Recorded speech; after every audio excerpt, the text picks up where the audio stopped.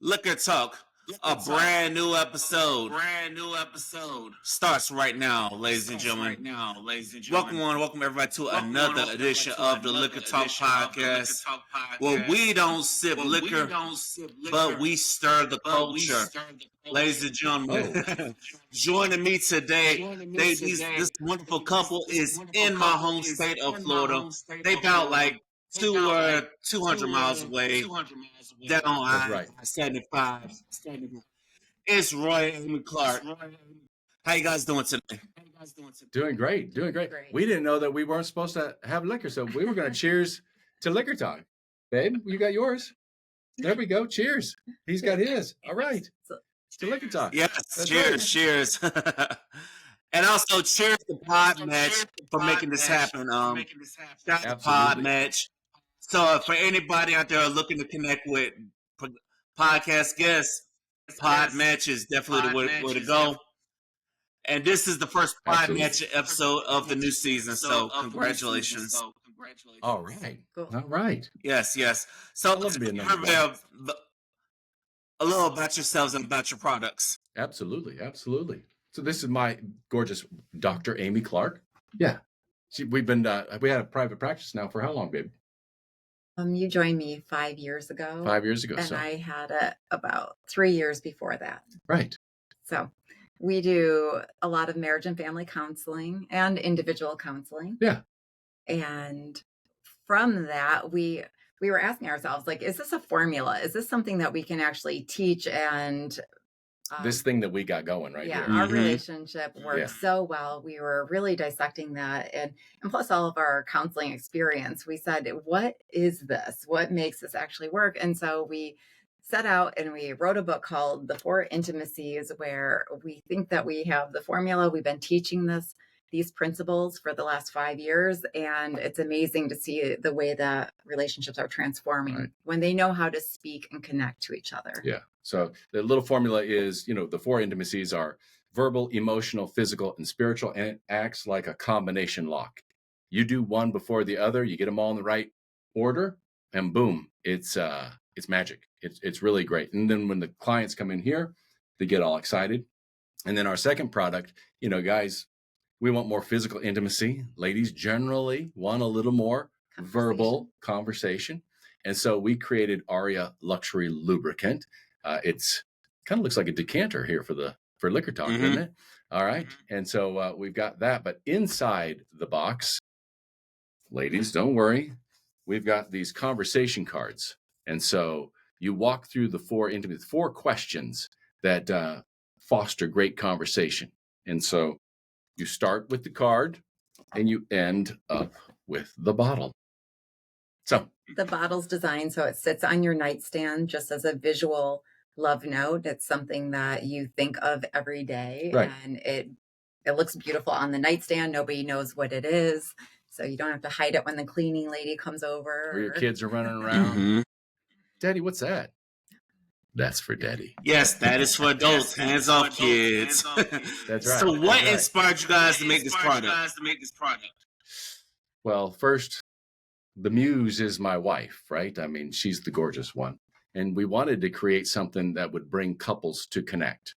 And so there's nothing in the market like it, right? You got all kinds of plastic bottles with goofy names and nothing that you would leave on your nightstand, right? Nothing that's going to inspire you to have great conversations. I'm drinking from the glass that my father gave me. This is a crystal decanter, from his crystal decanter.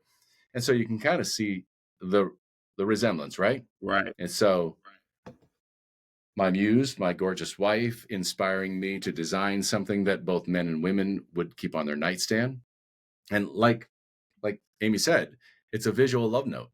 It reminds. And so as we looked at the market, we said there's nothing out there. We wanted to make money at night while we sleep because counseling is full time. It's good hard work. And boom, it was born. So Roy actually designed this. He dreamt it up, created it, worked with the designers. Every little detail on this thing is perfection. It's got a pump top and it's flawless. People are always surprised by the weight of it. They're like, oh wow, this thing is substantial. So, and the lubricant lasts a very long time. Yeah. So no reapplication necessary. We loved Uber Lube, and Yeah. we were kind of trying to find something in line with that. This is better, in our opinion. And a lot of people said there was no way I thought anybody could come up with something better than Uber Lube. And So so lots of practice, my friend. Yes, I see. Lots of practice, and definitely practice makes perfection. That's right. So, That's right. who are the kind of people that should be using this product? Anybody, like, I think our Yeah. misconception was that this might apply to women in perimenopause or menopause, when your body starts going through changes and you might need a little extra help. But really, it feels so good for anybody. And I have a lot of friends that are like, oh, I've never used a lubricant. I'm like, it's kind of like getting a massage with massage oil or without massage oil. Right. It feels a lot better with the oil. So if you like sex or self-love, either one, this product is for you, because it will enhance no matter how good it is already. Like, it's not for vaginal dryness, not just for that. No. It's for enhancement. It's a luxury. You asked earlier, what's a luxury relationship? A luxury relationship is a relationship where you pay attention to the details, where you do everything you can to make it extra, to make it more beautiful, right? I mean, you look at your Rolls Royce, there's a compartment for an umbrella in the door. Yes, I noticed that with Rolls Royce. Can't find that in Toyota. No, the Corolla doesn't have that. How come? Like, I don't get it, right? My Dodge Ram does not have that. All right. But so we're always thinking about the details of our relationship and how we can enhance each other's life. That's what luxury is. Luxury is going above and beyond. It's intentional. Right. And working with so many couples, we just hear so many couples say, we forget, we run out of time, we're so busy. Like, because we're like, when is the last time you guys have been intimate? And they're like, oh, I don't remember. And so we thought, with the visual reminder, leave something out that says, oh yeah, we better make time for that. Yeah. Don't put that away. That's not something you put away. Intimacy, you don't put intimacy away. Right. But in every box, you leave the card out, right? So people are always talking about it too. Yes, I'm glad y'all said that, because a lot of, you hear Christian-based relationship people, they don't talk about intimacy. They just talk about the Bible and all that stuff. I'm like, y'all forget how long ago the Bible was written, right? We're in modern times. We need to. Whoa, no. Go back to the beginning. Go back. This was his idea. Yes. This was God's idea, right? Mm-hmm. Like, the first command is go and multiply. The orgasm, that was his idea. Ooh. Like, he gave us that and went, they're going to love me for that. Right? Yes. So, Christians should be the best at this. Really? But really, they're not. No. It's hard to even get them to open up in our office. I mean, in this private space, people feel a little intimidation. And once they actually start talking about, there's a lot of, I think, myths about sex, and people feel like we're broken, or this is weird, or I'm embarrassed, or this is dirty. Yeah. And so creating a safe place for people to talk about, they're just such relief. Oh my gosh, I've never been able to talk to anybody about this. Yeah. There's such a need for normalcy in this space. And right. So. Yes, there is a major need for normalcy in relationship and in this space, because people to this day still think it's taboo to talk about these things. Right. It's sad. We wanted to bring some class to it too. And that's why, like, we started with the book. We wrote this back in 2020. Yeah. And then we wanted to bring something into the space that was elegant and wasn't dirty or like raunchy or silly names. Of like, what can we bring that actually brings luxury or some class into the space, so that people are not embarrassed, and maybe we will have some better conversations. Yeah, we were at a dinner party the other night, and there were 5 couples. We were new to 2 of the couples, and it's always a funny question. What do you guys do? And then our friends are like, tell them what you do. Tell them what you do. Tell them about your product. Right. And so you mentioned lubricant, and some faces turn red. Other people giggle. Well, the host, he went to his bedroom, pulled it off his nightstand, said, here's what it is. This is what it is. He was proud to show it. He's like, I'm not embarrassed of this, and neither are we. And neither should anybody really be embarrassed about their love life. Keep it private, of course. This isn't something that we're going to, talk to everybody about the details. But at the same time, you can talk to your spouse, your lover, your friends. I mean, this is a great topic. Yes, it is. It's definitely a great topic. And also talk to people who are open-minded, because what I find is a lot of people aren't open-minded. It's 2025. Right. We're going to be in 2026 before you know it. We're going to be at 2030 before we know it. All right. Right. So, ladies and gentlemen, this is the Liquor Talk, where we don't sip liquor, but we stir the culture. So get that drink ready, because this podcast sounds a whole lot better. Talk to me about the Four Intimacies framework. How did you guys come up with this 4 or 5 years ago? Yeah. I think it started. So we were both previously married, and we really psychoanalyzed ourselves through that process, through that healing process. And then we also really evaluated what makes this work, what makes this so easy. Right. And maybe it's just because we're older or whatever, but when I first met Roy, I was like, here's all my stuff. Like, run now if you're going to run. And we were just super vulnerable with each other right off the bat. Yeah. And that, I will never forget you looking at me saying, I love you more now than I did 5 minutes ago. Because she had just shared something that was very, very, very painful to her, something she was a little embarrassed about. And it was hard for her to share that. And when she did, it just allowed me to love that part of her as well.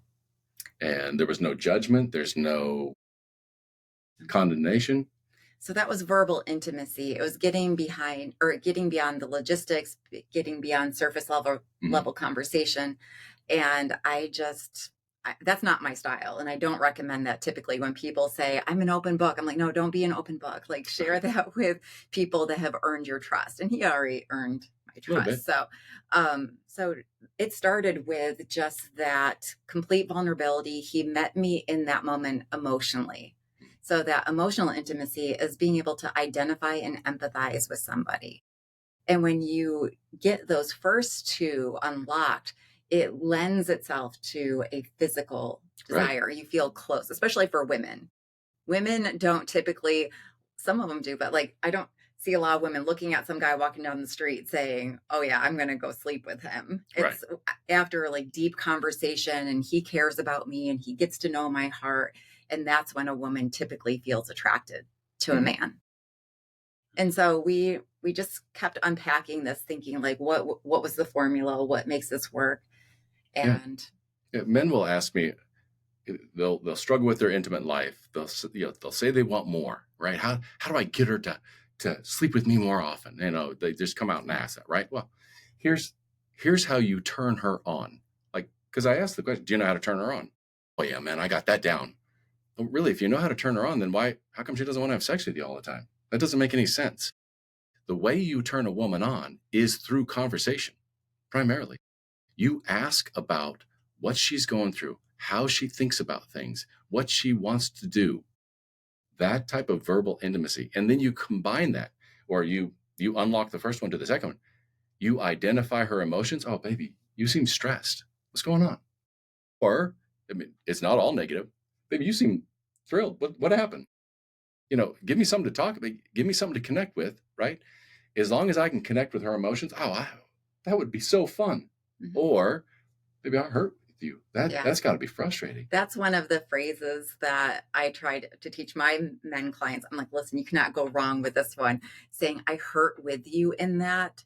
I think that's what you said to me when in that first moment, that was very vulnerable. And he just said, I'm so sorry you had to go through that. I hurt with you.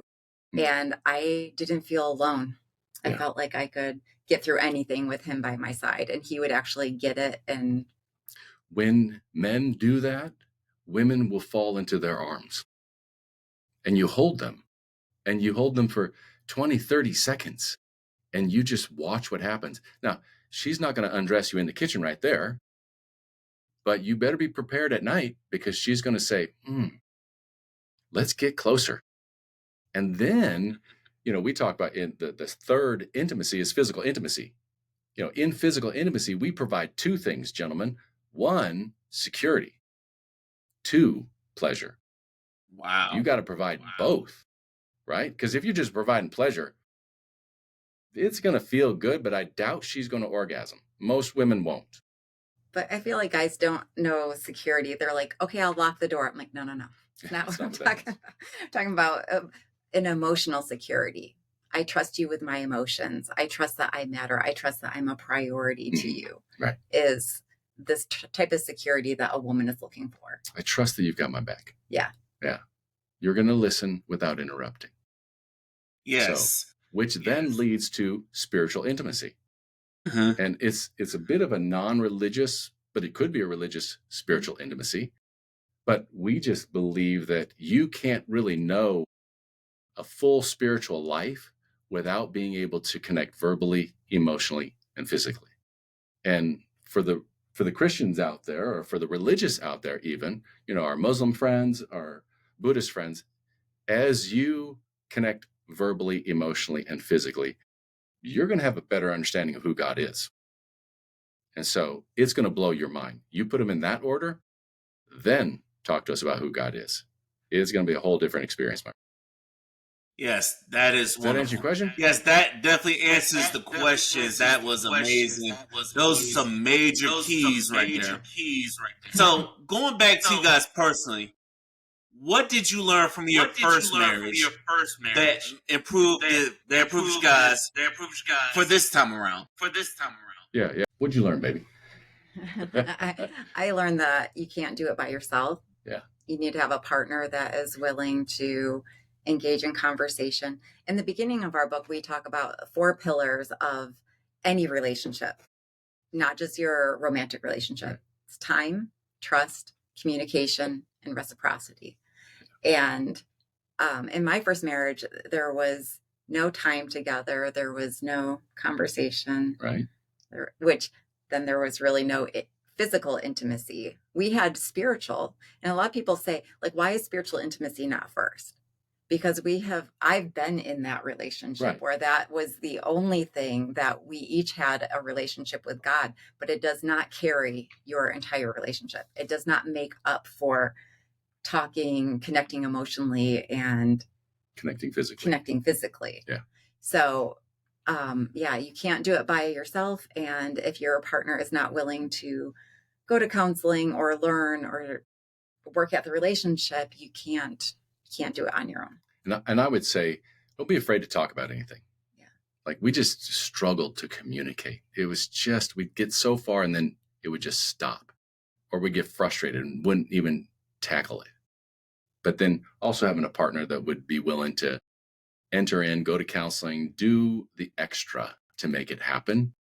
It is absolutely a necessity. So I think that's what we learned. And that's what we made sure that we were bringing into this one. We're going to talk about everything. Mm-hmm. I don't care. Mm-hmm. Like, we're just going to sit and deal with it. And if we can't, then we can't. Right. And so we have a counselor. So every therapist is supposed to have a therapist, and we do. And so we talk to Dr. Needham quarterly, whether we need it or not. And that's just to ensure that the conversation, that there's nothing hidden. We need somebody to take a look at us and show us if we have a blind spot. What are we missing? And so we're not afraid to go in and have him look under the hood and see if he can flesh anything out. And we generally just have really great conversation. And good. He asks good, hard questions that we need to answer. So, and that's what great couples do. Yes. Thinking with great couples. How do you get through those tough times and those tough conversations? I think sometimes you need somebody to sit with you and help. If you keep trying to have a difficult conversation and you're hitting a roadblock where your perspectives are banging off of each other, then step in front of somebody else. And that's like where we go to Dr. Needham, and we are both willing to say, hey, whatever he says, whatever he sees, we're both willing to own it. If I'm wrong, tell me. If he's wrong, tell us. It's probably somewhere in the middle. But if you're in a tough time and you can't talk successfully and come to some resolution, I would say go to your pastor, go to a therapist, go to a coach, a mentor. somebody that you trust, that's trained, that is going to be able to teach you the tools to work through it. But before you go to somebody, here's a couple things that you can remember. One, we each have veto power. So no matter what it is, Amy has the right to say no. If it's going to dinner or if it's something we want to discuss, we always discuss it. But if it's something that she doesn't want to do, she has veto power. I have veto power. No. And when each one of us has veto power, that means I don't have to worry about being forced to do anything. It's like I don't have to go to Joann Fabrics if I don't want to. Right? She doesn't have to go to Applebee's. All right? We both have veto power. So if that's the case, that means, all right, well, I can discuss anything then.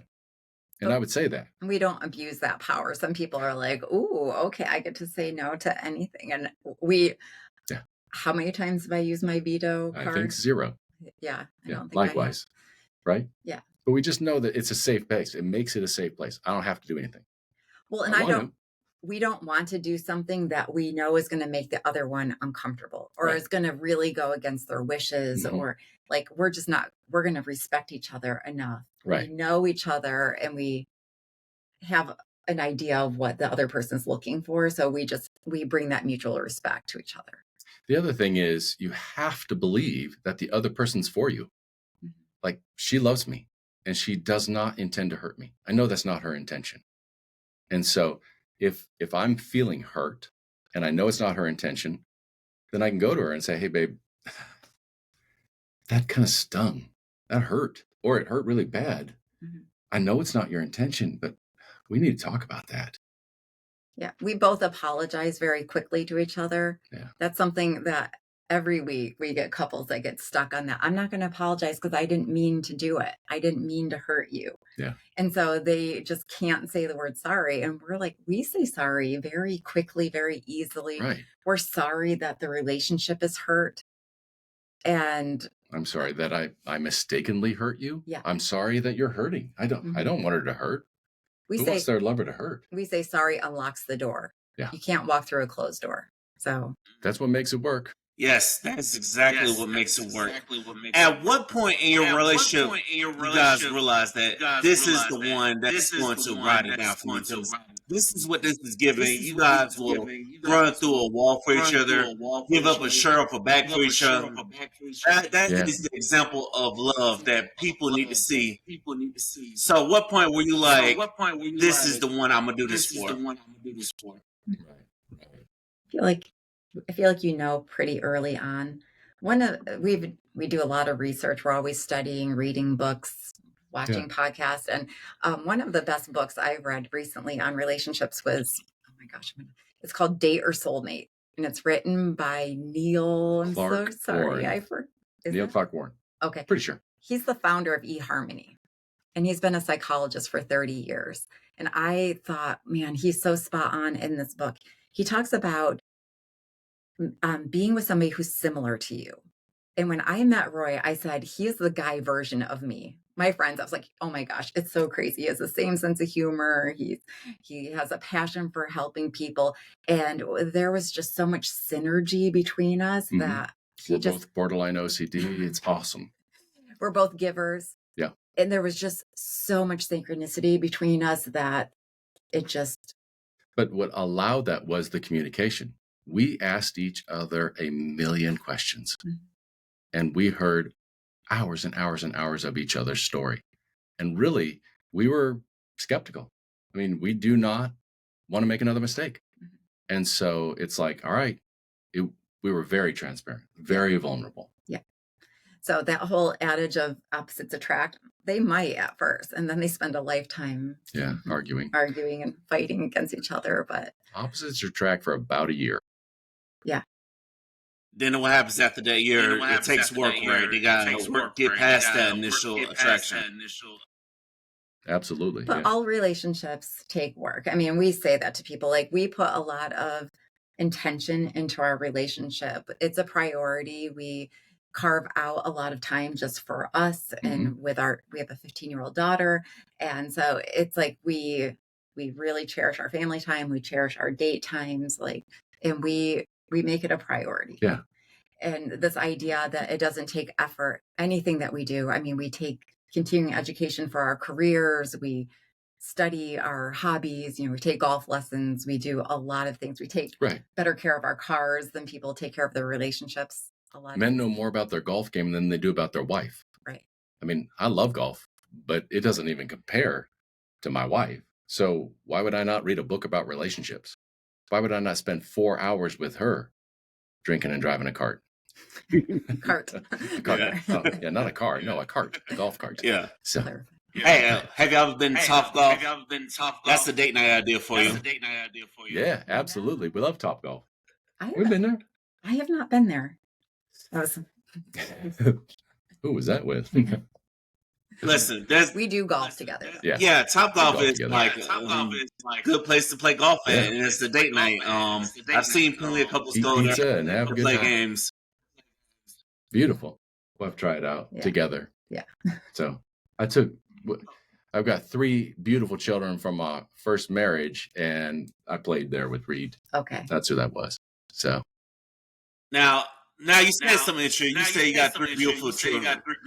Now, how were you able to get them to accept Amy here? Well, it takes time, and it takes communication. They just need to understand what she means to me, how she loves me. And I think the more that they learned that she loves me and the way that she loves me, the more that they accepted her. And the same so Ava is our daughter at home. From my marriage. Right. She's 15. It took time for me to earn her love. Mm-hmm. And really, it's about being consistent. It's about being open and transparent, communicating with the kids. So he was very patient with Ava. And yeah, she would lean into him at times, then push him away. And there was a lot of back and forth. And he just stayed consistent and won her over. It's hard for kids in that second marriage. It really is. And I think the more transparent we are with our children, the more honest we are. And, I have to be healthy. And so I got to work on myself. I got to be honest. And then this relationship's got to work. I mean, it would be a challenge if we came into this relationship and weren't willing to talk and, we were arguing all the time. That's hard. And so our relationship is absolutely essential for the sake of our children. Yes, that's real. So what love advice have you passed on to your children and you hope that they will take and run with? That's a great question. Great question. What would you say? Well, learn how to communicate. That's above and beyond. Like, ask the hard questions and don't be afraid. And we would say this to everybody. Don't be afraid to have a conversation. There are very few conversations that will hurt you. It might sting hearing the truth a little bit, doing some self-reflection, but you walk away from that conversation a better person with more understanding. So talk about everything. Don't be afraid. And then at the same time, learn how to be non-judgmental in that conversation. Like, we joke around when we say, I don't care if she believes in aliens. I do, so I'm not going to judge you. And she might have some views about God that I've never heard about. She might have some ideas about what she wants to do with her life. Okay. Like, throw it all out there. If you're not with somebody that accepts it all, that's hard. That's hard. I feel like that's why I like the Four Intimacy framework. And I have a lot of young ladies that I work with. The good thing about it is that if you can't get past verbal intimacy, don't go any further. Can you share your heart? Do you feel like they're paying attention? Are they also being vulnerable? Conversation is a two-way street. Yeah. We get people in here that say, I'm a great talker. I talk all the time. Yes. Do you listen? Right. Do you leave room for the other person to speak?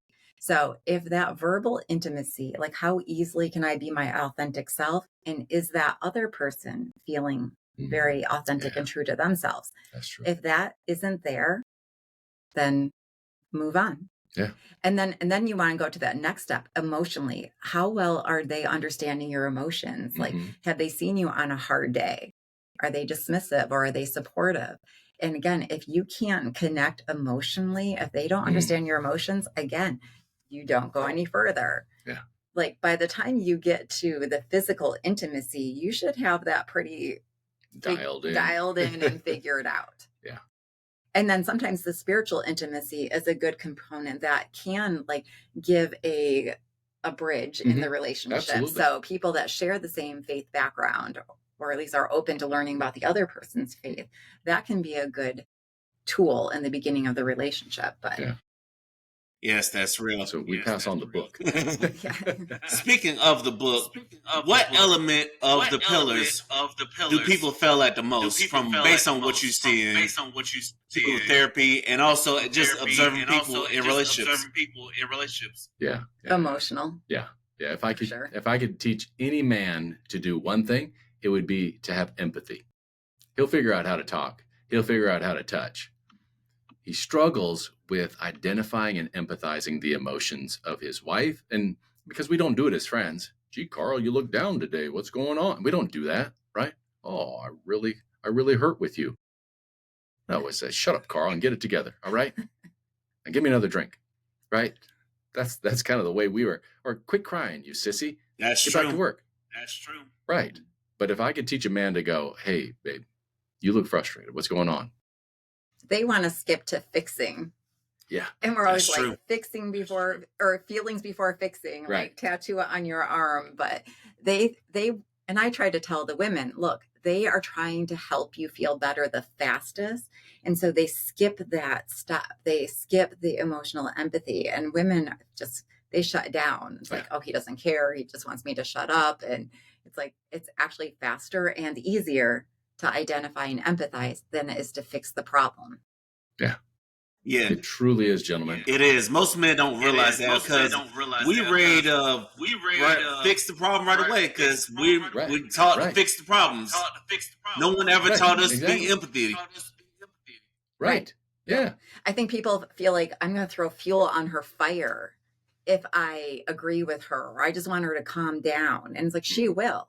The faster that she feels like you're in there with her, then she'll step out of the fire on her own. Right. But it's like people get nervous. And if it goes on for a period of time, then that's a different story. But most of the time, just saying, man, that sucks. That's all you need to hear. Right. Baby, that just sucks. That's awful. Yes. And then shut your mouth. Yeah, then quit talking, man. That sucks. Let me give you a hug. Man, that's like a home run. Like, right, exactly. 9 out of 10 times that will work. Now, I do have a question, though. What if you do it for somebody and none of it works and they just don't get it? So I tell this to men all the time. Exhaust her. And he's like, what? I go, just exhaust her. Let her talk and talk and talk and talk. And when she's done talking, you say, what else, baby? What else? If you just get that phrase. Eventually, she'll get exhausted of talking. Now, it will always be shorter than you think it is. And really, that word exhaust, guys are like, all right, yeah, I'll do that. I can achieve that. I can do that. But really, I'm teaching him to listen and empathize. Again, baby, what else? What else? It never takes as long as you think it is. I doubt it ever lasts 30 minutes. And then she falls into your arms. What's that? I don't know. I feel like sometimes it does. No, baby. You think it does? But the question of like, what if you are in a relationship where the other person is not willing to? If they're not willing to participate, then if somebody's not healthy, then like you can't have a healthy relationship with an unhealthy person. So it's like, are they willing to learn? Are they willing to pick up a book? Are they willing to go to couples counseling? Are they willing to put in some of the effort? But I tell my clients, like, make sure that your side of the fence is cleaned up. Mm-hmm. You read the book. You go to counseling by yourself. You make sure that you're managing your emotions and at least asking the questions and sharing how you feel and asking for the course correction. If you have your side of the fence cleaned up and you are like 99% sure it's not you, then it's like use somebody else as a barometer, then it's time to decide about the relationship. We teach people all the time, read the book Boundaries, live within boundaries, set boundaries. If somebody's not respecting your boundaries, then I think you have to look at other options. Yes, you definitely have It to might be time to other walk. options. Yeah. Because I've seen people stay in relationships that they shouldn't have stayed in. They spend their best years Right. with the wrong person, and then they look up and nobody wants them at a certain time. Right. Yeah. No, they've been just devalued and disrespected for so long. Well, that was like, I think in the Christian faith too, you see that a lot. Like, God hates divorce. It's like, yeah, God also hates abusive relationships. Mhm. And he wants us to be equally yoked. So it's like, if you are pulling more of the weight all the time, then Mhm. he doesn't Right. like that either. So, but yeah, I came from a family where nobody was divorced. I'm thinking, oh my gosh, I am the marriage counselor. But I had to go, and I was in counseling by myself for a long time and trying to figure it out. And finally, I had somebody look at me and say, Amy, you can't do it on your own. Kind of gave me that permission Yeah. to leave. Right. It's good to have another. I mean, we both had outside therapists that said, hey, it's time. Yes. So what made you guys work on by yourself for so long? Because nowadays nobody has patience to say, but back then it seemed like people had a lot more patience. Yeah. They did. Yeah, Yeah. kids, and just I think that when you're a giver, and like Roy's been counseling for 30 years. I've been counseling for over 10. And there's just kind of this determination of like, okay, I can fix everybody else's problems. Like, you just haven't tried hard enough. Mm. And again, that's when I was like, okay, my side of the fence is buttoned up. Like, I've taken care of as much as I can do. For sure. And I think it was what made us, try so hard was there is an internal belief that we're worth it. And I think all people need to have at least an understanding that, if you're created in the image of God, that means you're quite extraordinary. I mean, if you have any kind of scientific understanding of the human body, you are quite extraordinary and you're worth an extraordinary relationship. Now, that means you do put in the effort, you do put in time to ensure that you're healthy. Like Amy said, it's almost impossible to have a healthy relationship with an unhealthy person. Okay. I'm not going to be that unhealthy person. I'm going to work at it. So I believe it was our internal belief that caused our external decisions to really shape who we are. Yeah, you want to exhaust every option. You do not want to like ever regret, like, Right. did I try everything? Did I try hard enough? And we were both at the place where we had done everything we could. That's amazing. Staying with this relationships. What do you guys think of the dating culture today? Because I know you see all of the podcasts, the social media posts, and it's just everybody's complaining about the dating pool. And what do you guys think of it today? And what's some advice you want to give to the people out there who are single? Yeah. I would say date somebody similar to yourself. Really, like create an avatar. This is what I tell all the women that come to my office if they're single. I say, like, come up with like your ideal guy. Write down every single thing that you're looking for. Because I swear I manifested Roy. I think I like created him in my mind. And I set my standards high. But you also have to be able to say, I'm doing all of those things. Like, my expectations can't exceed my effort. Mm. So I put a lot of effort into myself, into my relationships. And so I really like came up with my must-haves and my non-negotiables. And I wanted somebody that's similar to me. Yeah. So I think that's the biggest piece of advice. And that's what that book, Date Your Soulmate, it boiled down to. Yeah. And I would say practice real relationships. Like, get off Tinder, get off whatever they are, and go back into the workforce instead of working remotely, or go back to church, go back to these social gatherings where you can have conversations, where you can have real relationships. Because, I get a little nervous when Amy says, come up with your avatar, because she's going to go, well, then he needs to be making, $500,000 a year. He needs to be 6'5", and if he could play for the, Panthers, that'd be awesome. Okay, well, hold on there, darling, right?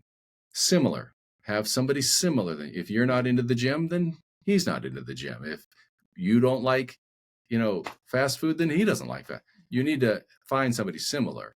But I would say in a world of AI, and it's coming in full force like a tidal wave, hold on and practice real relationships.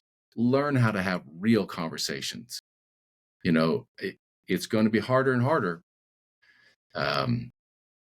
Do that more than anything. Yeah. Hey, we have to pick up our daughter from school. Speaking of my daughter. Okay, we'll wrap it up. We're about to wrap it up real soon. All right. Going back to your product, how did you guys navigate discussing physical intimacy and creating luxury lubricants? Excuse me, while maintaining your faith backgrounds. Well, because we believe God is for it. We believe that this is actually his idea. Like I said in the beginning, the orgasm was his idea. He longs for his children to be in love and to be intimate. I mean, remember when he was creating everything, he looked down and saw that Adam was alone. After all of the perfection, he looked down and he goes, oh, that's not good. I need to create a woman for him. And what they did together was his idea. And so there is no hesitation for us to talk about intimacy and God, because it was his idea. In fact, it is so refreshing for couples to hear. I was a pastor for 10 years. Wow. We consider ourselves people of faith with a Christian background. Absolutely. This is his desire. And so if that's the case, our couples want to know about our faith. Our friends want to know about our faith. What is it that's got you guys all in love? Oh, I'll tell you. You can be passionate and have a faith. You can do both. Right. Does that answer your question? Yes, that does. That definitely answers the question. Next question. Why should people buy your product? Great question. Because it will help them have a luxury relationship. It will strengthen their intimacy, right? They'll have better conversations. They'll be able to connect emotionally. And when you use a lubricant that lasts a long time, the level of pleasure is better. For both. For both. Absolutely. Now, if that's something your listeners like. Yes. Perfect. How much does the product go for? And where can they buy this product? Right. Amazon, you can get the book for $14.95.